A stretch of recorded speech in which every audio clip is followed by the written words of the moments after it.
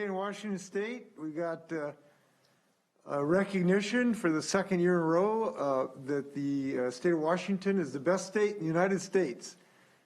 Something we celebrate, believe in, and with the progress we're going to announce today will be another feather in our cap, I believe.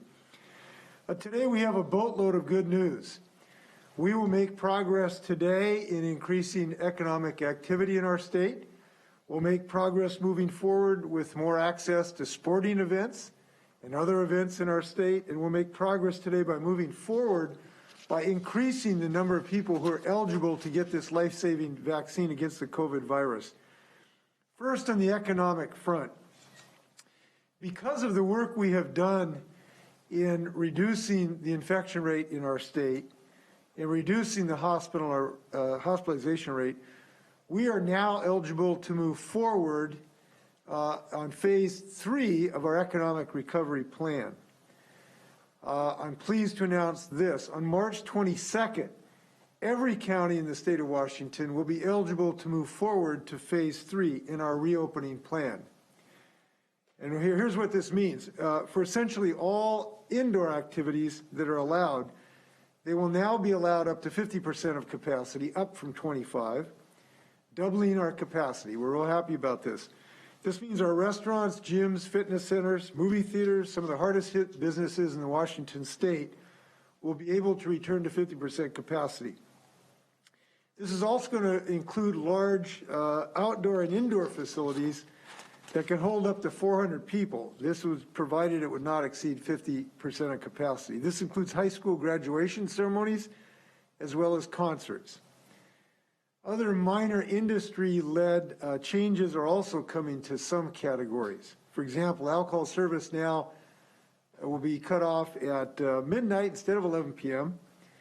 And our team is still working with industries to finalize some of the details in these industry-led changes. Those will be released next week. On March 22nd, we take one more step in beating the virus and reopening our economy.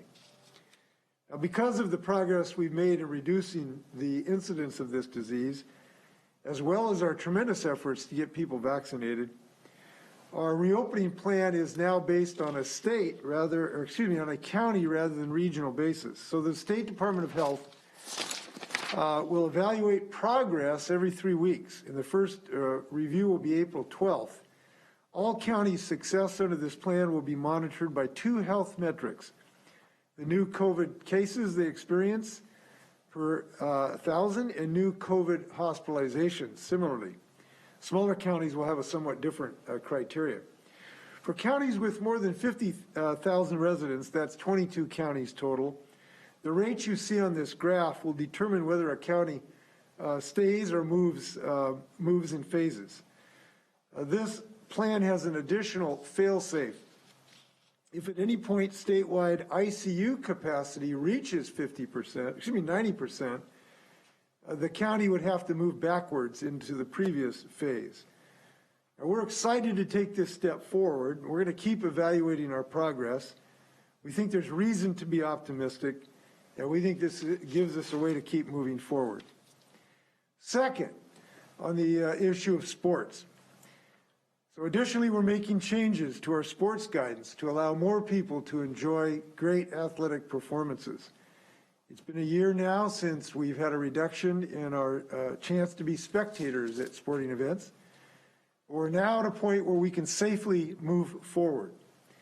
So this applies to outdoor venues with permanent seating, and capacity will now be open up to 25%. What this means is, an opening day, we will be singing Take Me Out to the Ball Game, and we will be going to the ball game with the Mariners and other games. So the Mariners will be able to welcome fans up to, I think it's about 9,000 people on opening day. And of course, that's just one of our incredible teams that will be open in this regard. So this will have an impact, obviously, on more than the Mariners. It'll include Sounders, OL Reign. It'll also additional capacity for high school sports, and we're really glad to be able to do that. It'll also allow motorsports, rodeos, and other outdoor spectator events under these same protocols. Now, obviously, we want to do this safely, so this will include protocols on doing this involving mask wearing, distancing and other protocols. Also, assuming we continue to make progress, we're going to reevaluate this capacity limit in April and potentially increase the capacity limit on areas such as minor league baseball. We'll take a look at that in mid-April. We're also working on guidelines for summer camps and for safe and healthy expansion of youth sports. High contact sports like basketball, wrestling, and cheerleading will be allowed to have competitions again. Obviously, masks will continue to be required. And our hope is having more sports available for students is going to keep them more engaged. We know how important this is. And I really appreciate youth sports, all of those volunteers who are helping coaching and reffing. This physical activity we think is really important in our mental health for our children as well. We hope these will go into effect as quickly as possible. I'm hoping we'll get those in place next week. So more to be said next week. Third, we're making big progress on the vaccine front. We now made good progress so that about 60% plus of our population age 65 has been vaccinated. We're also starting to see more open appointments around the state, and we want to keep filling up those appointments. So I'm very happy to announce that we will move to the next tier of eligibility here earlier than we thought. So on Wednesday, March 17th, everyone in Tier 2 will be eligible for the COVID vaccine. Now this tier includes workers in agriculture, food processing, grocery stores, public transit, firefighters, law enforcement, as well as workers in corrections, jails, and detention centers. It also includes over 16-year-olds who are pregnant or who have a disability that puts them at a high risk. This is another tremendous step forward in our fight against this pandemic. We're glad to be able to advance this even a week earlier than we thought we were going to be able to do, to get more shots into arms as quickly as possible. Now, I would also reiterate, for those who are already eligible, you will remain eligible, and this is an important point. If you're over 65, you haven't had your vaccine yet, and for whatever reasons you haven't had it by March 17th, you will continue to be eligible throughout this entire pandemic. So those folks who on March 17th are eligible who haven't got it for one reason or another, maybe they didn't want to get it at that point, you will remain eligible throughout the vaccine program. And we encourage everyone to do this. This is a medical miracle. We have 3 extremely efficacious vaccines. Every day there is better news about how effective they are in saving lives, saving hospitalizations, and saving your loved ones. So I encourage everyone who's eligible to get a vaccine. So with all this good news, it is a little easy to forget that we still continue to have to fight this COVID with all of our tools, not just the vaccine. Vaccine is just one of our tools we have to keep using. We have to keep using masking, distancing.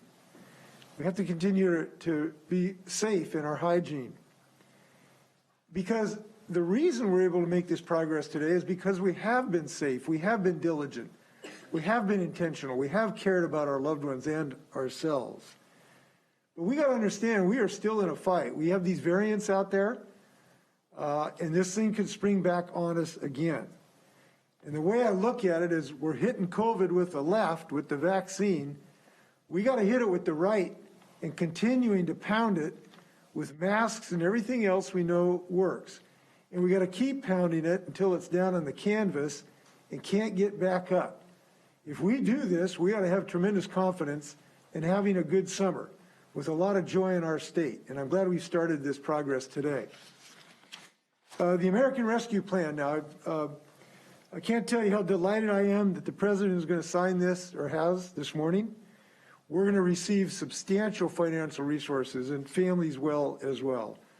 Businesses, restaurants, workers, renters, landlords, counties and cities, families, students, children, help for vaccinations and public health measures. This is an amazing achievement, and it's going to mean big things for a lot of families around our state. The Office of Financial Management and my staff in Washington, D.C. are still crunching the numbers, but we hope to have a better picture soon about the relief that's headed our way in the state. The legislature obviously have a big role in allocating it, and I look forward to working with them and making those allocation decisions. I really want to thank our congressional delegation. They worked diligently on this. I want to thank President Biden. This is a big, big day for the United States and our state. I want to have a word about our folks in our long-term care facilities and our retirement homes.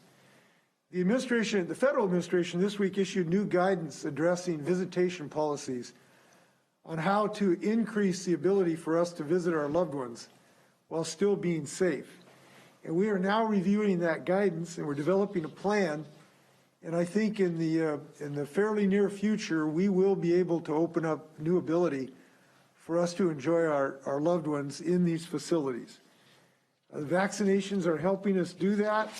And again, the more that we show good practices, the faster we will be able to do all of these things. So with that, happy to stand for your questions. We also have Lacey Fehrenbach from DOH and Nick Struley, our Director of External Affairs, that can answer questions as well. So you may fire when ready, Gridley. All right. First, we'll go to Rachel McCourt with AP. Go ahead, Rachel. Governor, you mentioned the variants, and at the Department of Health news conference earlier today, there was some concern expressed about cases plateauing and these variants being found, continuing to be found in the state. Is there any discussion on putting a renewed focus on regular rapid testing for people who are now going to be going to games or concerts in order to ensure that the state won't have to roll back? Well, I don't think we have not embedded testing requirements in those protocols. But one of the things we are doing is having one of, and maybe the most frequent testing of the varieties to determine how prevalent some of these new varieties are in our state. And I credit our Department of Health for doing that. They're increasing dramatically the genetic testing we're doing of the virus to determine how active these mutant strains are. So I would say we're as good or better than any other state in the country in that regard, and I think that that is a good thing. We are seeing still, in my view, significant testing that gives us good surveillance about the activity. And we do have the hospitalization data, which is the gold standard, because when a person's hospitalized, we know about it. And there's very little variety in that. If you're hospitalized, you're going to be hospitalized if you need it, and we're going to know about it. So I feel good about our ability to monitor the progress of the disease. As you know, we've got great epidemiologists. We are briefed weekly by the Institute for Disease Modeling. By the way, could we put up the graph of the, if I can, just show the epidemiological curve that is prepared for us. And I'll just note on the right side of the curve, you've seen we've come down a tremendous amount from December. Then you've seen a plateauing, a little spike up, and again heading downward in the last week or so. We want to continue that effort going, and this is why it's so important for us to continue the masking activity. We think we're doing well in the race, both in the vaccination and continuing masking, but we need to keep that up. Up next, we'll go to Joe Sullivan with the Seattle Times. Go ahead, Joe. Governor, two-part question. First of all, regarding the Mariners, did you consult King County, and did they sign off on Mariners having fans back in the stadium? And second, with the new coronavirus relief package and previous packages, the state held on to a lot of that money for a long time to make it stretch. Are you going to be pushing the money out faster this time? Is that your intention? On the money, I don't know how I would characterize it. We'll distribute it in the right manner at the right time. I don't think there's any particular plan to peg it either faster or slower as the same as previous distributions. We'll make a judgment based on the unique characteristic of these dollars. But we understand there's a lot of needs out there, and we'll certainly be observant about that. As I think about your question, I do think this is a little different in the situation we were in the first instance, where there was probably more reason for us to continue to have a reserve in some sense. I think that probably those conditions aren't quite the same now. I'll just give you that observation. On the Mariners, Nick, we have talked to the Mariners, and as far as sign off on the county, Nick, would you like to address that? I'd be happy to, Governor. Thank you. Yes, we did coordinate closely with Public Health Seattle King County on the large spectator event guidance because, to your point, so many of those sort of facilities exist in King County. So we worked closely with them to come to agreement on all the protocols for those to take place safely. Yeah, I do want to reiterate, the Mariners are not the only game in town. You know, we care about youth sports too. In fact, we have a slightly different date for youth sports, as I recall, so we can get into the last game of the session, parents and others get to see their teams and their kids play. Nick, can you remind me of those dates, if you will? Absolutely, Governor. Yeah. So we are opening the more spectators for youth sports on March 18th. So that way we can accommodate some of the last games in a few of the different sports seasons that were truncated due to the shortened COVID sports schedule. So those guidelines will go live on March 18th. So that way more parents and loved ones can watch kids play sports.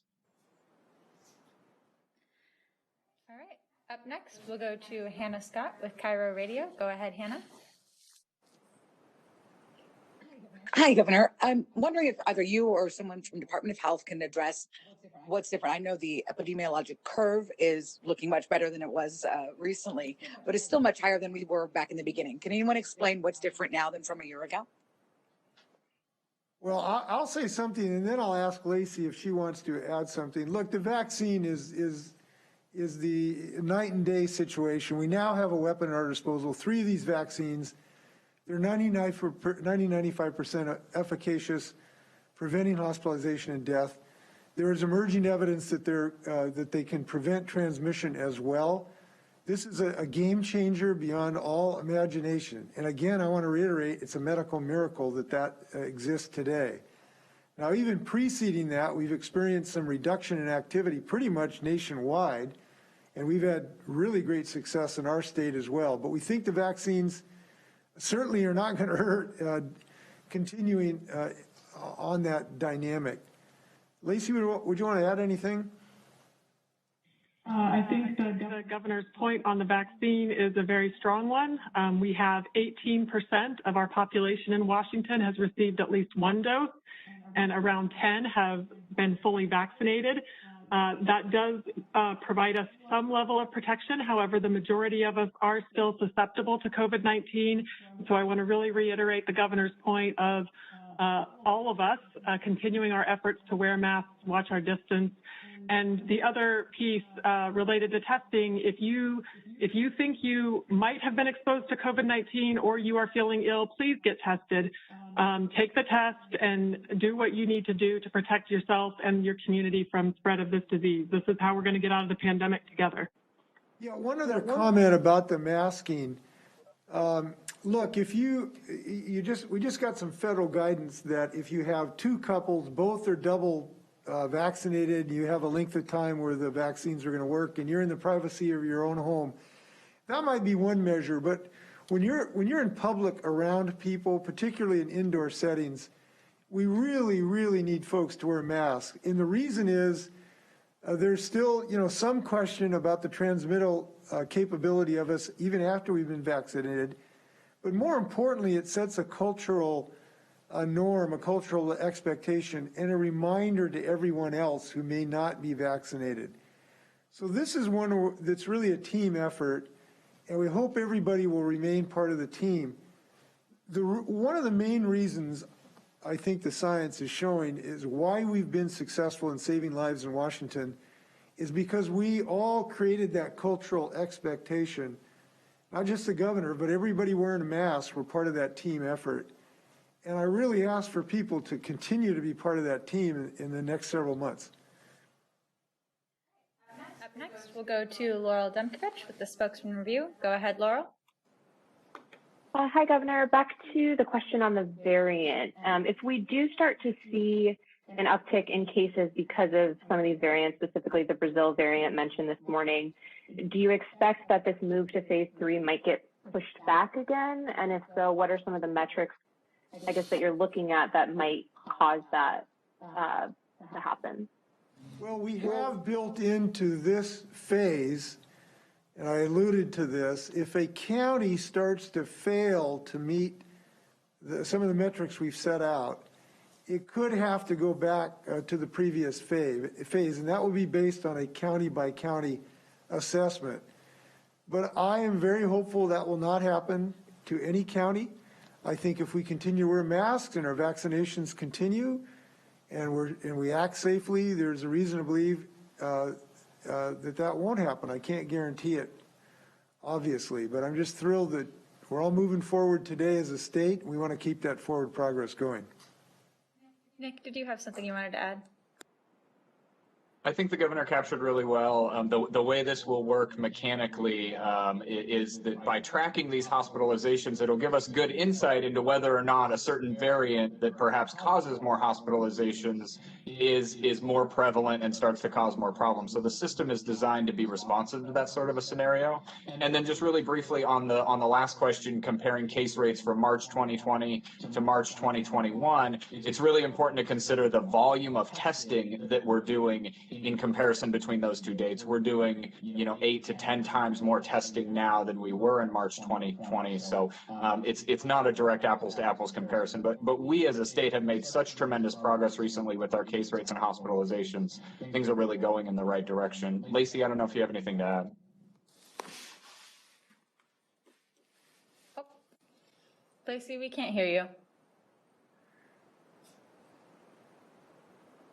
Just that we have the tools to win the race here, and we are giving Washingtonians, the ability to stay in phase 3 and keep us going forward out of this pandemic.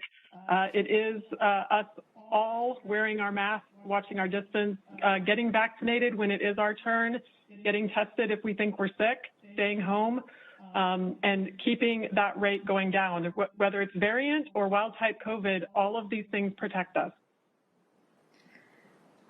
All right, up next, we'll go to Sarah Gensler with McClatchy. Go ahead, Sarah. This may be for the governor or for Lacey. Can you just speak to a couple of the new changes to the plan, namely the change to 2 metrics rather than the 4, and then the shift from regional back to county level evaluations? I'm mostly curious, were there pieces of the previous strategy that proved ineffective, or what prompted those shifts? Yeah, if I can, the regional approach had some virtues in that it was medically sound because we tried to develop a plan that was consistent with the medical catchment area of areas that had sort of associated medical delivery system. That made a lot of sense. But we did find that it created a lot of sort of envy if one county was moving forward and another was not, or it had better numbers within those regions. And the sense of identity we found of people have with their counties is more pronounced than they do with the region. So we thought this was a better way that would have more public acceptance. And we listened to a lot of folks about that, and I'm confident it is a way moving forward. And I'm really glad we're moving forward as a whole state. Obviously being united in this across the state from Cape Flattery to Walla Walla is a really happy event. So that's good news. Do you want to add anything, Lacey? Or Nick? I can quickly add on the metrics. We're in a very different place than we were in early January. Our disease levels have come down significantly. We've done a great job of decompressing our healthcare system. And so we're now using metrics that they actually are similar. They're just not, as I think the governor describes it as a hairpin trigger as our previous metrics. So we still are looking at cases based on your population, and we are looking at hospitalizations. We just have thresholds based on those rates now.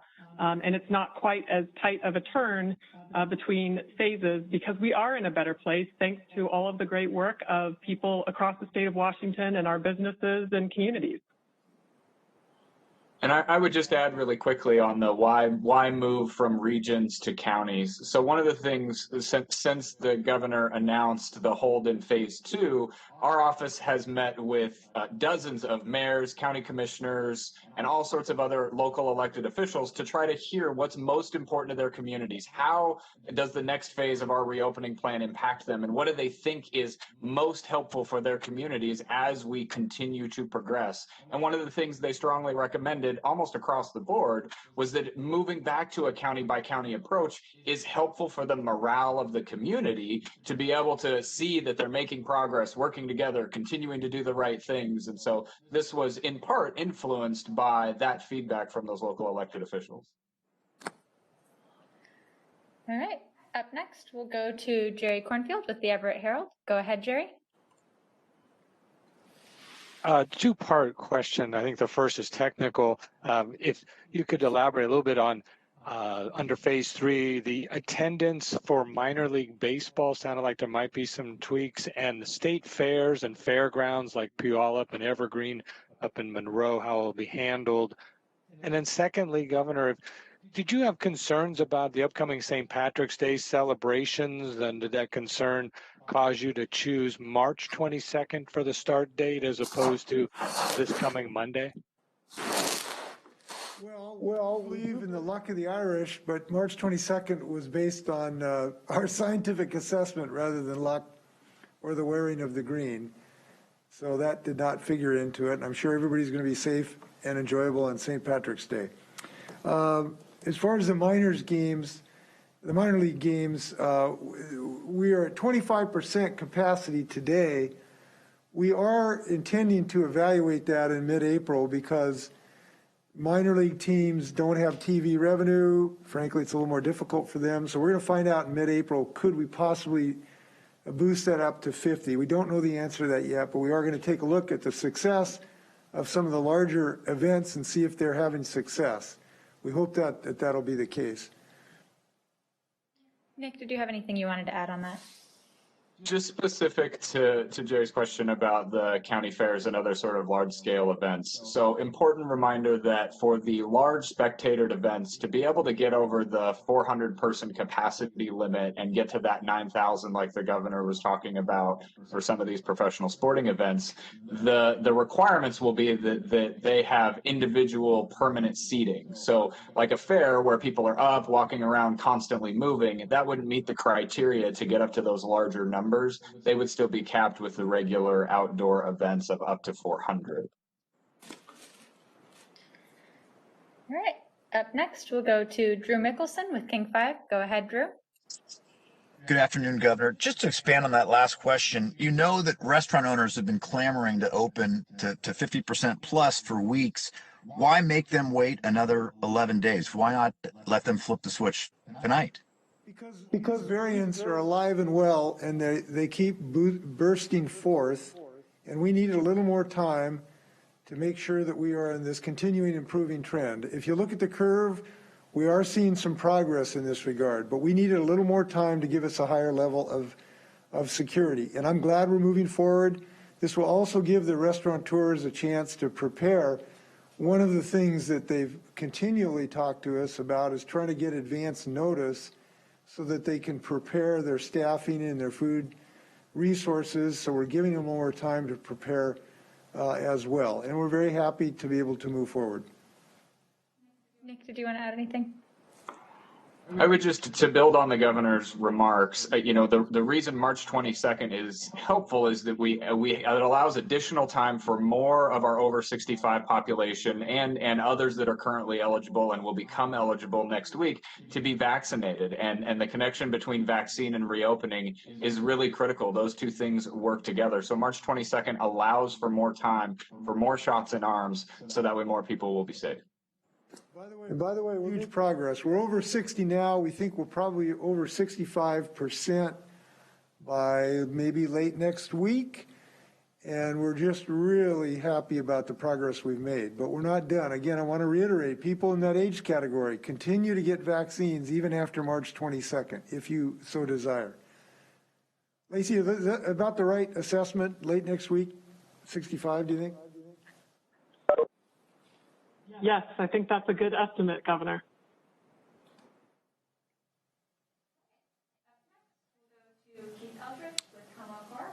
Go ahead, Keith. Governor, you said you're hoping that counties won't have to go backwards, but if you look at the numbers now, places like Whatcom, Lewis, Yakima counties, all will not be able to stay in phase 3 if you keep the numbers where they are. Is it fair to keep those numbers that they considered too low?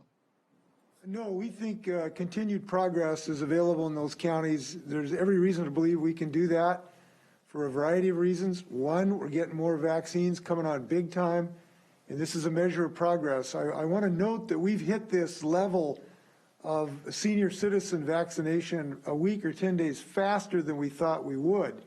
And that is because the DOH and our local partners have been successful in accelerating dramatically the rate of vaccinations.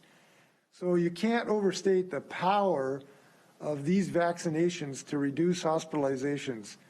We've had a dramatic drop in hospitalizations, in part because of these vaccinations. So that's a powerful tool. All of these counties have it available to them, and they have the ability to use masks and social distancing as appropriate that is still available to them. So we think that they can continue to meet these metrics if everybody stays on board and keeps pulling on this rope. We ought to be optimistic about that. To quickly add to the governor's remarks, they have until March 12th, right? So our first evaluation against the metrics for any backward movement isn't until March 12th. Those communities and their epi curves are on a nice downward trend, and as long as they continue to maintain that and make that progress, once they transition into phase 3, their trajectories look good to be able to maintain that phase 3 status. Nick, you said March. You meant a different date. Sorry, April 12th. I apologize. April 12th. So we got a good amount of time to continue to show progress. All right. Up next, we'll go to Brandy Cruz with Q13. Go ahead, Brandy. Hi, Governor. Going to try to fit 2 in quick if I can. There was about 2 months between when you announced the metrics for phase 1 and 2 to when we now have the metrics for phase 3. Just to set people's expectations on the front end, should we expect a similar timeline before we know what the next phase would look like? And then I also was hoping you could weigh in on the Governor Cuomo situation. Well, I think that, how do I characterize this? First off, I can't give you a timeline. I'd say it's probably more probable that it would be shorter rather than longer because I am very optimistic about the efficaciousness of these vaccines. I think they're going to knock it out of the park. And if that continues to be the case, I think there's a chance, I think it's a probability it would be shorter rather than longer. The situation is New York. We know in any of these events, we have to consider these assertions serious, and they demand a serious investigation.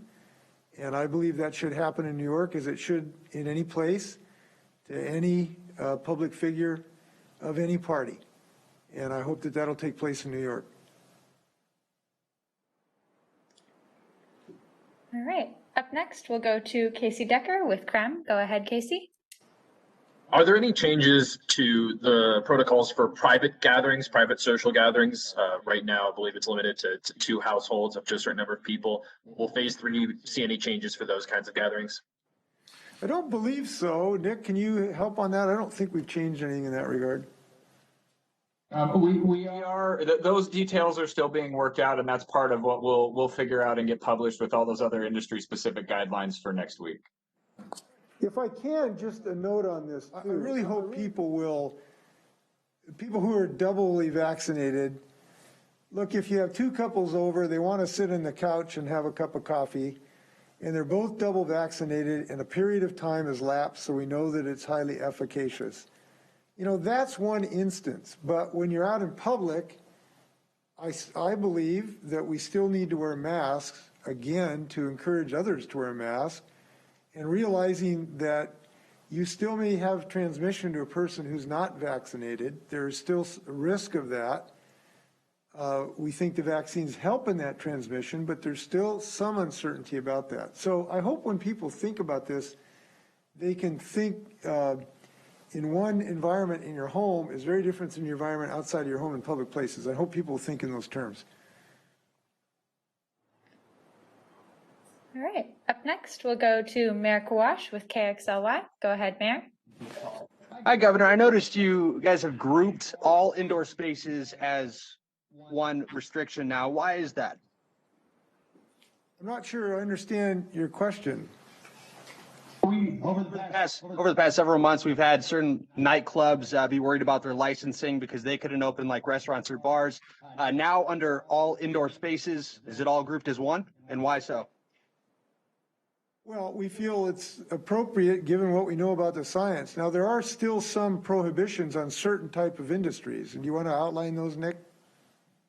Yeah, I'd be happy to. You're Absolutely right that we have made a lot of progress and effort, intentional effort, over the last several months, and as we transitioned into the Healthy Washington plan, to bring indoor activities that are similar onto the same indoor occupancy percentage. So, for example, in phase 2, we've had grocery stores at 25%, restaurants at 25%.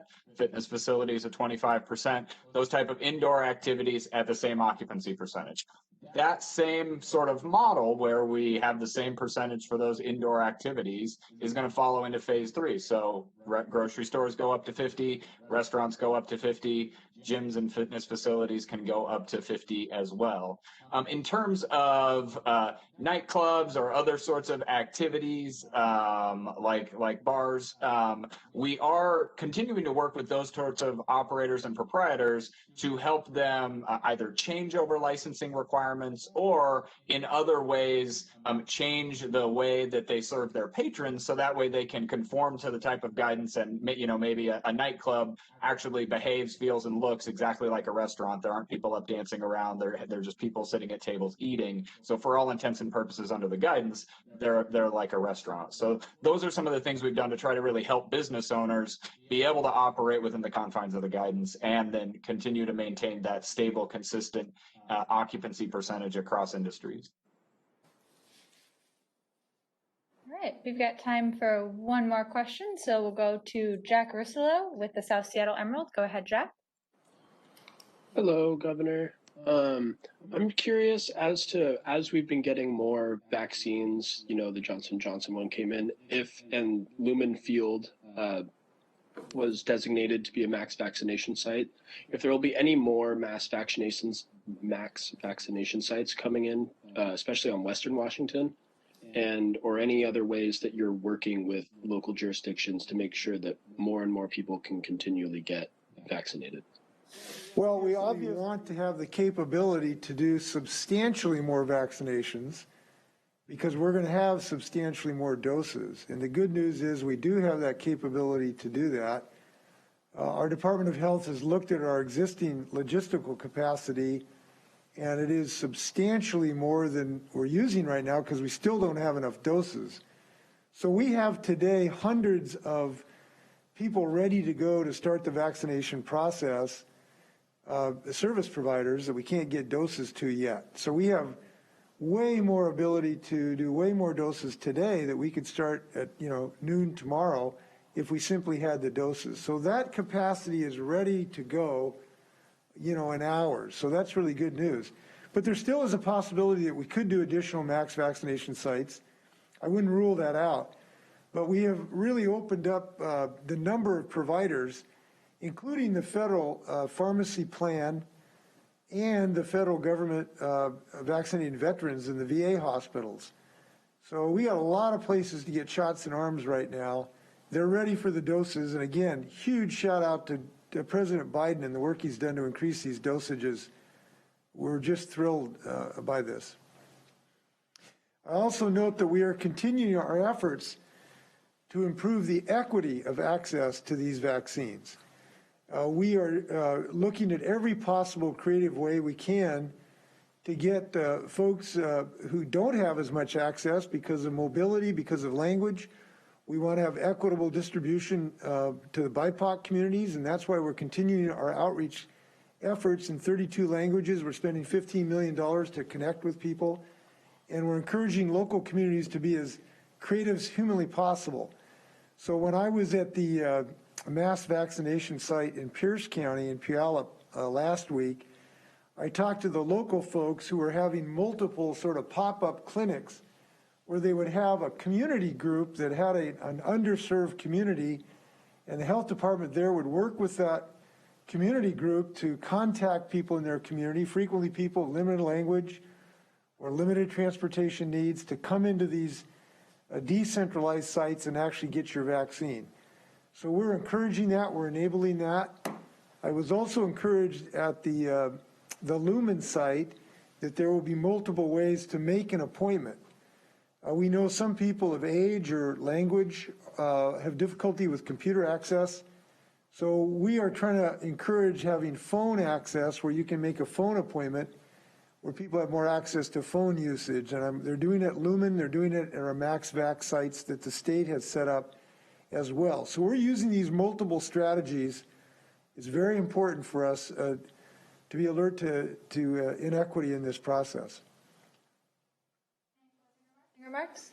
No, I just want to thank everybody for their work. There's a reason we're the best state in the United States, and this is another piece of evidence of that. So in summary, I'll just say this: play ball.